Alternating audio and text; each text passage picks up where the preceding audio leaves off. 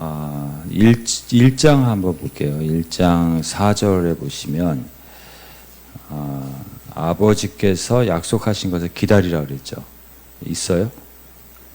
그 다음에 그게 뭐죠? 5절에 성령으로 세례를 받으리라. 8절에도 성령이 너희에게 임하시며 그 성령님이 어디서 임했어요? 오늘 본문의 2장 지난주에 살펴본 것처럼 오순절날 120명이 모였죠.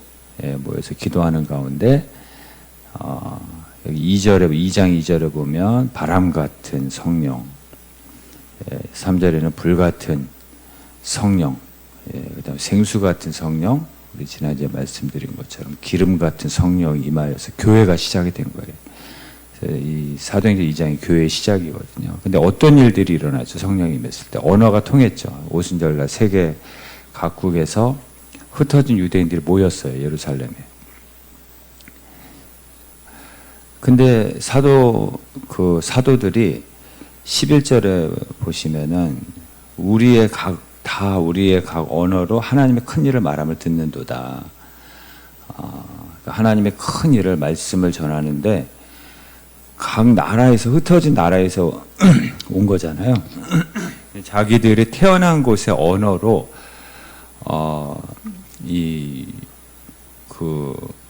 사도들이 말씀을 전하는 거예요. 그러니까 여기서 방언은 외국어를 얘기하는 거예요. 흩어진 사람들이 살고 있는 그 지역의 언어로 그 말씀을 전하는 거죠. 그래서 뭐 어떻게 전했는지는 성경에 구체적으로 안 나오니까 잘 모르지만 그래서 그러니까 세계 각국에서 흩어져 있던 유대인들이 예루살렘에 모였는데 그러니까 자기가 난 곳의 언어로 다 알아듣는 거예요. 그러니까 언어가 통일이 된 거예요. 언어가 통일이 된 거예요. 바벨탑에서 흩어졌던 언어가 성령이 임하니까 서로 언어가 통하는 거예요. 서로 하나가 되는 그런 일이 일어난 거죠. 그래서 사람들의 반응은 어떻죠? 7절에 보시면 다 놀라 신기하게 여기고 그리고 12절에 보시면 다 놀라며 당황하고 어찌 된 일이냐고 하지만 어떤 사람도 있어요. 13절에 조롱하는 사람이 있어요. 항상 있어요. 술에 취했다 하는 사람도 있어요. 그러니까 항상 이런 엄청난 기적과 신기한 일 앞에서도 하나님의 하신 일 앞에서도 거기에 놀라고 당황하는 사람도 있지만 반드시 조롱하는 사람도 있다라는 거죠. 그러니까 예수님을 하나님의 인간의 몸을 입고 이 땅에 오셨어요. 33년, 인류 역사에 딱 33년이에요. 그리고 가장 가까운 지역에 살았던 예루살렘, 갈릴리. 그 사람들이 예수님을 따랐어요. 그러나 배신한 사람도 있잖아요. 그 사람들이 예수님 십자가에 못 박았어요. 예수님을 경험한 사람들이. 또 심지어 제자 중에서도 배신한 사람이 있잖아요. 가장 가까이서 경험한 그 제자 중에 가룟 유다는 예수님을 배신하기도 해요. 그러니까 순교하는 사람도 있지만 그 중에는 또 배신하는 사람도 있는 거죠. 우리 광야 40년 얘기했잖아요. 가장 기적을 많이 체험한 세대거든요. 그런 하나님 엄청난 기적을 가장 많이 체험한 세대이고 기적의 한가운데 살아가면서도 가장 불평을 많이 한 세대가 광야 1세대예요. 신기하지 않습니까? 그러니까 하나님의 기적과 능력을 체험한다고 다 그때뿐이지 꼭 그렇다고 예수님을 따르고 하나님 믿는 건 아니라는 걸 보여주는 거예요. 이런 기적 앞에서도 조롱하는 사람이 있잖아요. 술 취했다고 하면서. 여기에 대해서 베드로는 어떻게 해석을 하냐면 먼저 여기 13절에 술 취했다고 하니까 그 15절에 뭐라 그래요? 취한 것이 아니다.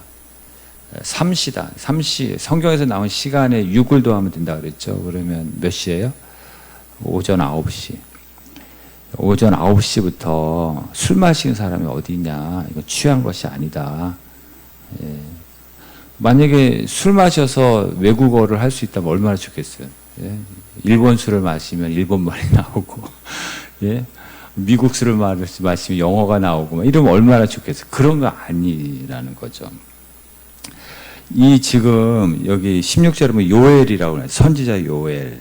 여기 16절부터 21절의 이 말씀이 성취되었다라는 거예요. 예. 요엘 선지자가 한 말씀이 하나님의 영을 모든 육체에 17절에 부어주고 환상을 보고 꿈을 꾸고 예, 하나님의 영을 부어주니까 예언을 하고 이런 놀라운 일들이 그 요엘서 2장 28절부터 보면 이 말씀이 그대로 있어요. 거의 비슷하게 그대로 있어요. 이 말씀이 사도행전 2장에 성취되었다라는 거예요. 말씀의 성취. 말씀으로 해석을 하는 거죠.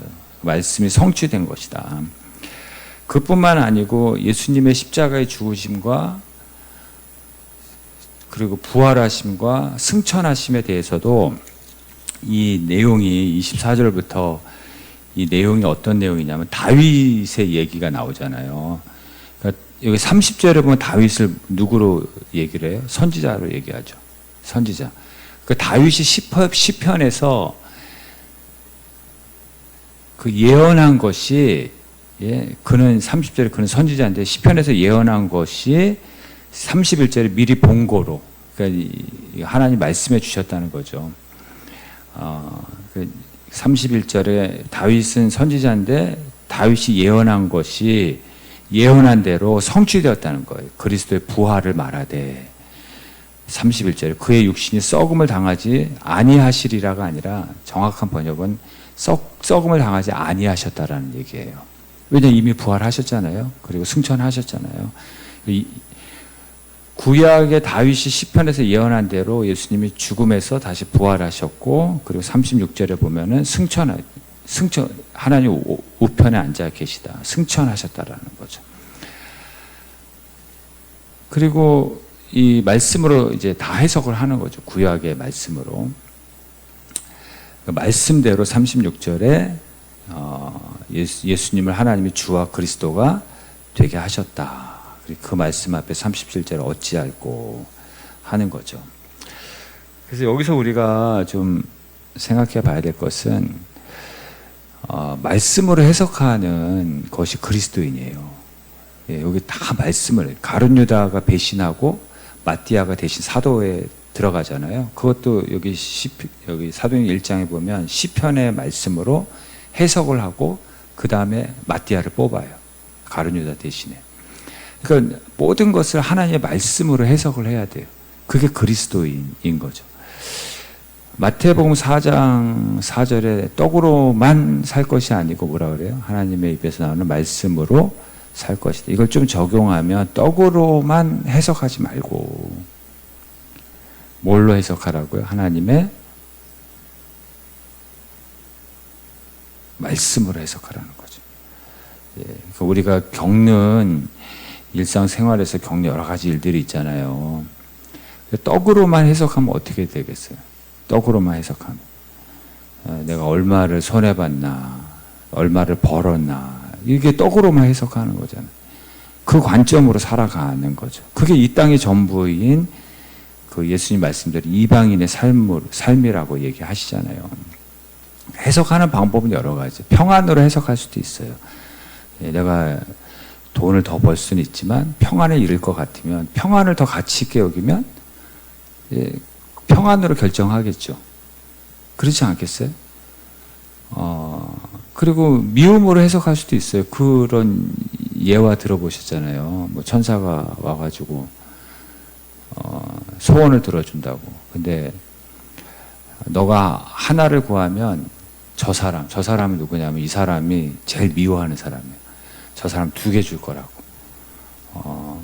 너가 2개를 구하면 저 사람 4개를 갖게 될 거라고. 100만 원 구하면 저 사람 200만 원 가질 거라고. 그랬더니 저 사람이 너무 미우니까 어떻게 소원을 빌었다 그러죠. 내 눈 하나 빼달라고 그래. 내 눈 하나. 그리고 저 사람은 어떻게 돼? 눈 2개 빼는 거죠. 근데 이렇게 미움으로 살아가는 사람도 있어요. 나도 안 되고 너도 안 되고 나 죽고 너 죽자. 그런 강팍한 마음으로 예, 살아가는 사람들도 있어요. 무엇으로 인생을 해석하느냐, 무엇으로 결정하느냐, 그게 뭐 자기 운명이 되고 인생이 되는 거겠죠.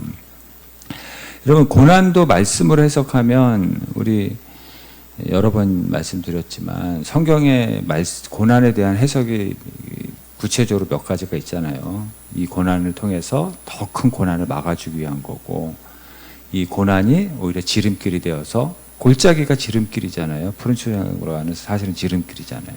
이 고통이 지름길이 될 것이고, 너에게 복 주시기 위한 고난이고, 또는 단련하시는 후에 정금같이 쓰신다 그랬잖아요. 그러니까 너를 귀하게 쓰기 위한 고난이고, 고난에 대한 성경적인 해석이 많잖아요. 그러니까 우리가 겪는 모든 일들에 대해서 내가 무엇으로 해석하느냐를 보면 그게 자기의 삶이 되는 거예요. 그런데 그리스도인은 모든 내가 겪는 일들에 대해서 하나님의 말씀으로 해석하는 사람이 그리스도인이라는 거예요. 떡으로만 해석하는 거는 그 이방인들이 하는 거예요. 떡으로, 오직 떡으로만. 예. 어떤 분이 이제 사업을 잘 하시는 분인데 굉장히 건강해요. 또 건강하고, 예, 막 건강하면 항상 자신이 있어. 사업도 잘 되고. 그러니까 누가 복음을 전하면 그 말씀이 들리질 않는 거죠. 예, 오히려 그 말씀을 조롱하고 무시하고 그랬는데, 물론 그 안에는 이제 교회를 다 열심히 다니시는 분이고, 근데 이분이 건강을 잃었어요. 자기가 자랑하고 자기가 과시하고 의지했던 건강을 잃으니까 그때부터 말씀이 들리더래요. 그때 말씀이 들리더래요. 예.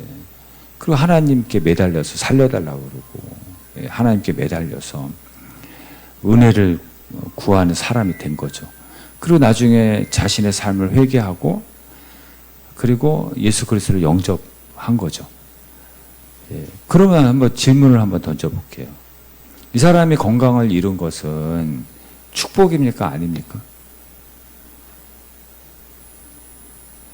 예, 말하기 어렵죠.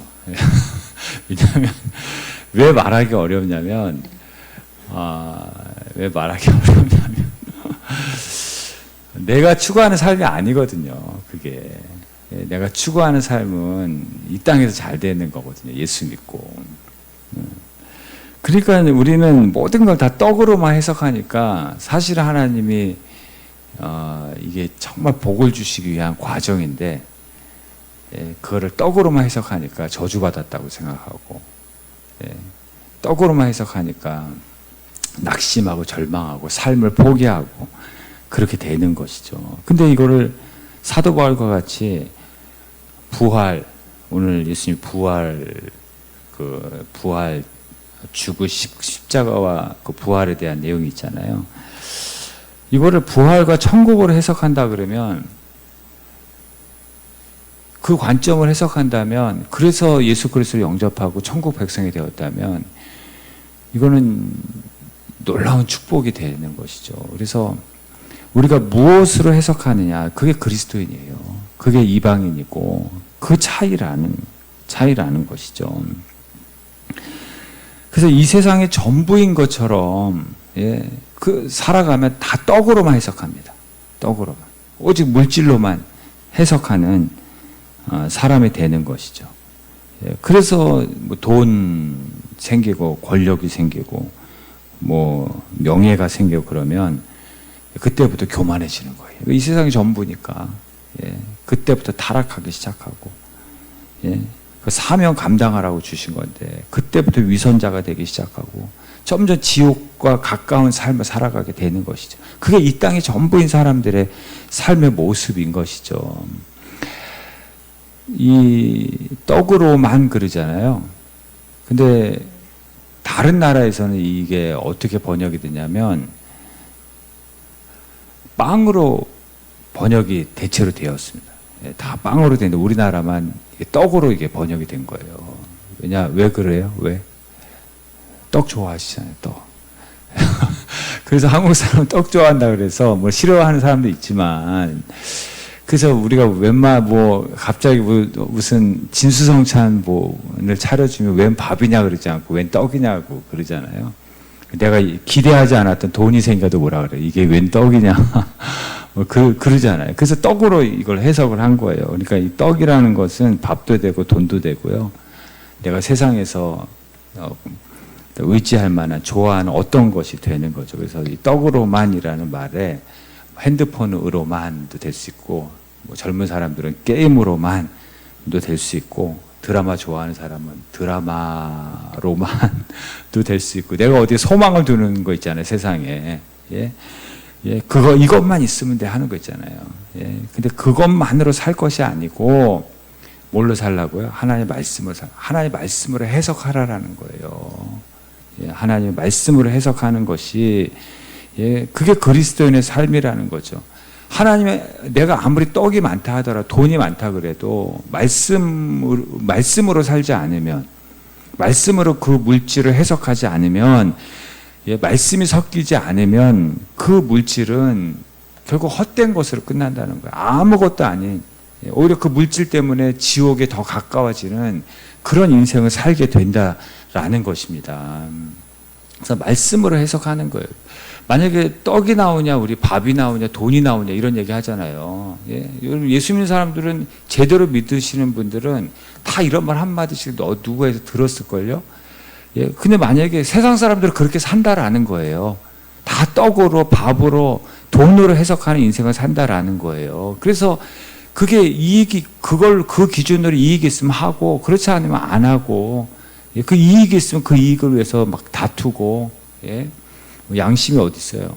예, 거룩을 다 포기하면서까지도, 예, 그거 얻기 위해서 싸우고 그러잖아요. 그게 세상 사람들의 삶의 기준이라는 것이죠. 만약에 돈이 나오냐 떡이 나오냐로 해석하면 모세의 40년 고난은 저주예요. 저주. 예? 괜히 나서가지고, 예? 광야로 쫓겨나고 처가살이 40년 하고, 이게 저주 아니에요? 돈이 나오냐 떡이 나오냐로 해석하면 너 뭐하러 그런 일을 했냐 이렇게 되는 거죠. 근데 말씀으로 해석하니까 어떻게 돼요? 40년 고난이 하나님이 미리 보내신 거예요, 광야로. 예, 그래서 광야 전문가가 되고 광야 박사가 되게 하신 거예요. 예, 광야의 내비게이션이 되게 하시고 미리 보내신 것으로 해석이 되는 거죠. 그래서 40년 동안 이스라엘 백성들을 광야에서 이끄는, 예, 출애굽하고 광야에서 이스라엘 백성들을 이끌고 광야에서 그 광야 2세대를 신명기가 그거거든. 하나님 말씀으로 교육하고, 그래서 그 다음 세대가 축복의 땅에 들어가잖아요. 그러니까 말씀으로 해석하면 땡큐 광야예요. 고마워 광야. 그 광야에 고난이 없었으면 어떻게 이스라엘 백성들이, 예, 출애굽을 하고 한 민족을 이루고 축복의 땅에 들어갈 수 있겠냐라는 거죠. 그래서 모세가 위대하다라는 거예요. 그 솔제니친 얘기 아시잖아요. 그 시베리아 정치 수용소에 11년 갇혔어요. 거기서 쓴 책이 뭐예요? 수용소 군도. 그게 노벨상 받았어요. 예. 그래서 나중에 노벨상 받고 나서 소감 받을 때 딱 한마디 했어요. 땡큐 프리즌 그랬어요. 예. 고맙다라는 거죠. 감옥에 있었던 거죠. 이게, 그러니까 우리는 떡으로만 해석하면 이게 저주죠, 저주. 예. 돈으로 해석하면 저주죠. 근데 믿음으로 해석하고 말씀을 해석하면 내가 겪는 고난이 나중에 땡큐 할 수 있다라는 거예요. 진짜 땡큐 프리즌 한 사람 있잖아요. 요셉이잖아요. 13년 동안 고난만 당해. 예. 근데 그 고난의 이유가 있었잖아요. 본인이 해석하잖아요. 하나님이 먼저 보내신 거라고. 만민의 생명을 구하기 위해서. 말씀을 해석하잖아요. 그러니까 다른 거예요. 그래서 감옥에 갔는데 그게 진짜 바로하고 연결돼서 나중에 꿈을 이루잖아요. 땡큐 프리즌이죠. 예. 만약에 밥으로 돈을 해석하면 이게 저주인 거죠. 하나님 어디 계셔? 하고 거기서 절망하고 뭐 죽든지 절망 속에 빠져 살든지 그렇게 했겠죠. 근데 말씀으로 해석하니까. 그리고 총리가 되고 힘을 갖게 되었을 때 이 힘을 주신 게 뭐예요? 또 이 힘도 말씀을 해석하잖아요. 이 힘을 주신 것은 하나님이 약속을 성취하라고 주셨다. 그래서 그 힘을 가지고 이스라엘 백성들을 고센 땅에, 예, 다 거기서 살게 하고 거기서 한 민족을 이루잖아요. 70명으로 왔다가 나중에 남자만 60만 명이 되잖아요. 이게 다 말씀으로 해석하고, 어려울 때도 말씀으로 해석하고, 잘 될 때도 말씀으로 해석하면 그 사람 무슨 타락하겠어요? 예? 하나님 계속 쓰시는 사람이 되는 것이죠. 그래서 말씀으로 해석하고 말씀에서 떡도 나와요. 그러니까 떡으로만이 아니라 떡도 하나님이 주시는 인생이 되는 거죠. 사명 감당하니까 말씀으로 사는 인생에 떡 안 주시겠어요? 사명 감당하라고? 그래서 아브라함도 부자고요. 그냥 부자 중에 부자예요. 이삭도 부자고요. 야곱도 엄청 부자예요. 믿음의 조상들이 다 부자예요. 왜? 말씀으로 사니까. 사명으로 사니까 하나님이 떡도 줘야죠. 왜냐하면 사명 감당하라고 주시는 거죠. 그 떡을 주신 것도 말씀으로 해석하니까 그 떡 가지고 타락하지 않는 거죠. 여러분, 밥으로만 사는 것은 동물이 그래요. 영역 싸움 하잖아요. 영토 싸움, 영역 가지고 막 싸우고 죽이고 막 이러잖아요. 밥 가지고. 예, 밥 가지고 싸우잖아요. 그래서 떡으로만 해석하는 인생을 산다 그러면 그 동물하고 다를 게 뭐가 있냐라는 거죠. 예. 근데 우리는 사람을 넘어서 그리스도인은 십자가로 해석하고 부활로 해석하고 말씀으로 해석하고 천국으로 해석하고 영생으로 해석하고 그러니까 순교도 하는 거예요. 그럼 누가 이 세상 사람들 그걸 어떻게 이해를 해요? 제가 한번 말씀드려요. 새벽에 순교 가장 큰 그리스도인의 가장 큰 유혹은 뭐냐면 고문을 당하든지 감옥에 갇히든지 신앙 때문에 나 예수 안 믿겠다 그러면 바로 나와. 그게 가장 큰 유혹이래요. 그게 내가 이 당하는 고난이 나올 수 있는 방법이 없는 게 너무 쉬워. 나오는 게 안 죽을 수 있는 방법이 너무 쉽고 감옥에서 고문 당하는 것에서 벗어날 수 있는 이 방법이 너무 쉬운 거예요. 근데 예수 안 믿겠다고 나오는 거예요. 그 핍박의 세대에. 그게 유혹이래요. 그게. 예. 주기철 목사님도 결국 순교하잖아요. 감옥에서. 그 고문 가운데서 말할 수 없는 고문을 나 예수 안 믿겠다 한마디면 바로 나와요. 예. 근데 그 사모님이 그랬다 그러잖아요. 거기서 죽으라고 그랬다 그러잖아요. 무서운 사모님이에요. 예. 그게 가장 큰 유혹이라는 거예요. 그러니까 그리스도인의 삶의 해석은 다른 거예요. 말씀을 해석하고 천국을 해석하니까 그게 가능한 거예요. 그러니까 바울이라는 인물이 나오는 거죠. 모세라는 인물이 나오는 거죠. 오히려 고난을 택하고 하늘의 상을 바라봤다 그러잖아요. 하늘의 영광, 하늘의 상을 바라봤다. 그게 사도 바울의 고백이기도 하지 않습니까? 그래서 제가 오늘 새벽에도 그 말씀 드렸는데 요한계시록에 두 가지가 나와요. 영적인 싸움에 대해서 나오는데 큰 성 바벨론이 나오고요. 거룩한 성 바벨론이 나와요. 이 두 가지 싸움, 이게 영적인 싸움. 근데 큰 성 바벨론에는 요한계시 18장에 보면은 거기 더러운 귀신들이 있고, 아니 거기 귀신들이 있고 거기 더러운 영들이 모인 곳이 큰 성 바벨론이래요. 그러니까 세상 사람들은 큰 성 바벨론을 추구하는 거예요. 예. 하나님과 같이 되려고 그래요. 근데 예수 믿는 사람들은 뭘 추구해요? 거룩한 성 예루살렘을 추구하는 거예요. 거룩을 추구하는 거예요. 세상 사람은 다 크고 많고 높은 곳에 목숨 걸잖아요. 거기 올라가려고. 양심이 어디 있어요? 거룩이 어디 있어요? 예. 그게 껍데기만 예수 믿고, 예. 그걸 추구하는 사람들도 다 믿음 포기하는 거예요. 양심 포기하고. 큰 성 바벨론을 추구하냐, 거룩한 성 예루살렘을 추구하냐. 세상은 이 싸움이에요. 예. 그래서 거기서 거룩을 추구하는 게 예수 믿는 사람들인 것이죠. 예. 만약에 이 땅이 전부라면 큰 성 바벨론을 추구해야죠.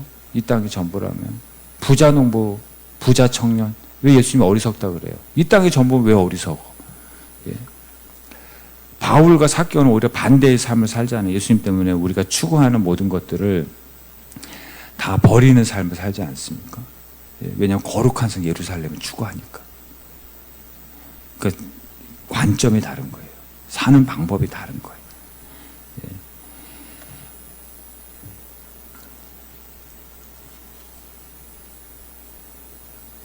그렇다고 먹는 것이 소중하지 않다는 건 아니에요. 왜냐하면 그 예수님이 달리다고 소녀야 일어나라 그랬죠. 말씀으로 살리셨어요. 말씀으로. 그 다음에 뭘 주셨어요? 그 다음에 하신 말씀에 먹을 것을 줘라 그랬어요. 그 예수님도 먹을 것이 중요하다. 그래서 떡으로 많이 살 것이 아니. 떡도 있어야 된다라는 거. 그 떡도 주신다라는 거예요. 걱정하지 말라라는 말씀이거든요. 떡도 중요하다 얘기하시는 거예요. 왜냐하면 이 세상을 살아가려면 떡이 필요하죠. 예.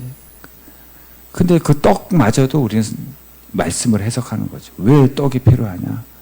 예, 말씀대로 살기 위해서 필요한 거고, 사명으로 살기 위해서 필요한 거예요. 그러면 떡도 풍성하게 주신다는 거예요. 먼저 그의 나라와 그의 의를 구하는 자, 이 모든 것을 더하시고, 예, 먼저 말씀을 구할 때 솔로몬에게 구하지 아니한 놀라운 축복까지 주시잖아요. 너 이거 줄 테니까 말씀대로 살아, 사명 감당하라고 막 주시잖아요.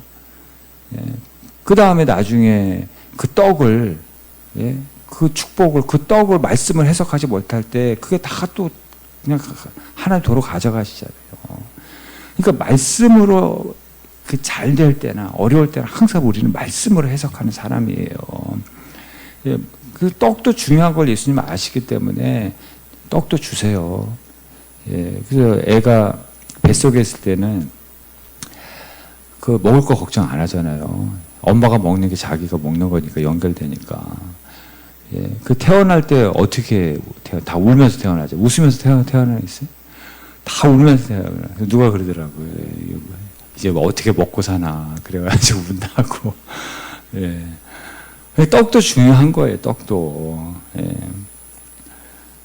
근데 떡으로만 사는 것은 이 땅이 전부인 인생이기 때문에 떡으로 해석하고 떡으로만 살고 떡이 기준이 되고 떡으로만 판단하고 이게 다 이 땅이 전부인 지옥 갈 인생들의 모습이라는 거죠. 큰 성 바벨론만 추구하다가 지옥 가는 인생이 된다라는 거죠.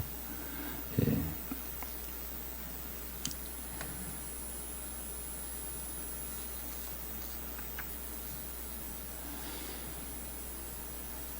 그래서 우리가 그 말씀에 하나님의 말씀이 들리면은 어떤 일들이 일어나요? 하나님의 말씀이 들리면 어떤 일들이 일어나요? 회개하는 일이 일어나죠. 반드시 하나님의 말씀이 들리면은 하나님의 말씀을 꼭꼭 씹어 먹다 보면 반드시 눈물이 나와요. 왜냐 회개의 영이 임하기 때문에. 예, 말씀이 들리면 말씀을 정말 꼭꼭 씹어 먹으면 예, 말씀을 먹으면 회개의 영이 임해요. 그래서 반드시 눈물이 나요. 눈물. 예, 그 눈물을 하나님 받으시는 거예요. 그리고 고쳐주세요. 역대하 7장 14절에 예, 우리가 회개하면 고쳐주신다 그러잖아요. 예, 땅도 고쳐주시고 나라도 고쳐주시고 가정도 고쳐주시고 너의 인생도 고쳐주시고 약속하시잖아요. 예, 그 눈물은 근데 말씀이 섞인 눈물이에요. 말씀을 꼭꼭 씹어 먹는, 그래서 흘린 눈물이에요. 눈물이 다 똑같은 거 아니에요. 히스기야도 하나님의 말씀 앞에 회개의 눈물을 흘리잖아요. 예, 말씀을 꼭꼭 씹어 먹으며 흘리는 그 눈물이 히스기야의 병을 치료한 거예요. 치유한 거예요. 그 눈물을 하나님 받으시고 그의 인생을 고쳐주신 거예요. 예. 여러분, 눈물이 다 똑같은 눈물이 아니에요. 양파를 깔 때 흘리는 눈물하고 하나님 앞에서 흘리는 눈물하고 어떻게 다 똑같아요. 실제로 눈물의 성분이 다르다고 그러더라고요. 예, 분해서 우는 눈물하고 하나님의 말씀 앞에서 회개하는 눈물하고 어떻게 그 똑같은 눈물이 될 수 있냐고요. 눈물도 차원이 다른 거예요. 하나님이 받으신 눈물이 있고요. 하나님이 관심 없는 눈물도 있어요. 예. 하나님이 받으시는 눈물을 흘리면 그 말씀이 섞인 눈물이거든요. 반드시 하나님 역사하십니다. 그 눈물을 받으시고 고쳐 주신다라는 거죠. 그래서 말씀 앞에서는 쿨하면 안 돼요. 예. 말씀 앞에는 질질 짜야 돼요. 예. 세상의 문제에 대해서는 하나님을 신뢰하는 만큼 세상의 문제에 대해서는 세상의 유혹 앞에는 쿨할 수 있어요. 하나님을 신뢰하는 만큼. 예. 근데 하나님의 말씀 앞에 쿨하면 어떻게 해요? 어떻게 은혜 받으시려고 그래요? 하나님의 말씀 앞에는 질질 짜야 됩니다. 애통해야 되고. 애통한 자는 복이 있다 그러잖아요. 통에 잡아 눈물 흘려야 돼요. 쿨한 것보다 더 나쁜 게 강팍한 거잖아요. 완전 눈물이 사라진 거예요. 하나님의 말씀 앞에. 예. 힘이 있는데 눈물이 없어요.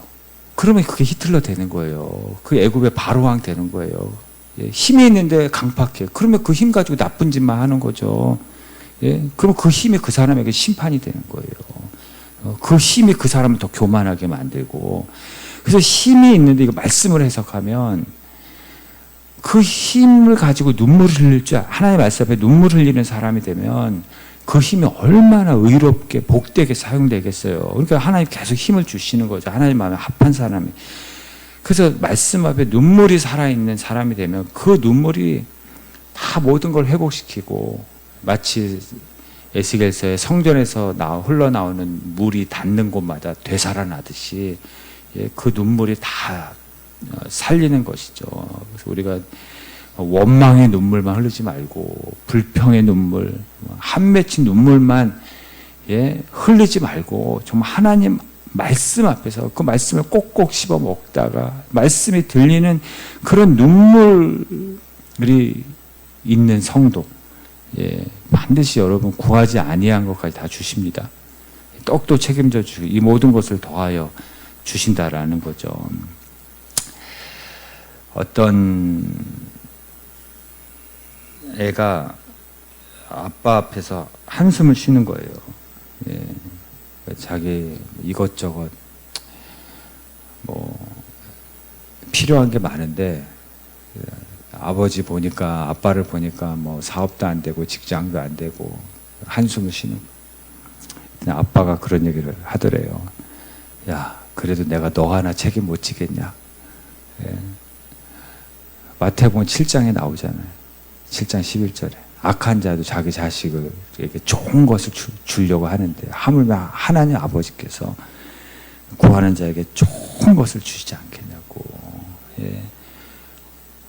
어떤 아들이 엄마하고 너무 친밀해. 전화도 자주 하고 통화도 오래 하고. 근데 아버지하고는 너무 무심해. 할 말도 없고. 그래서 자기가 오늘 깨달았어요. 얘가 철이 들어가지고, 내가 아버지하고 너무 아버지 손님같이 대했구나. 좀 미안한 마음이 들었어요. 철이 들어가지고. 그래서 아버지하고 좀